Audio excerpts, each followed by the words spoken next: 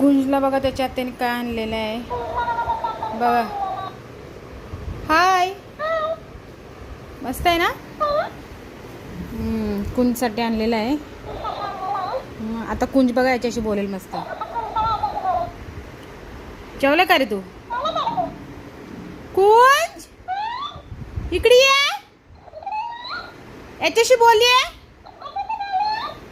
थांबा.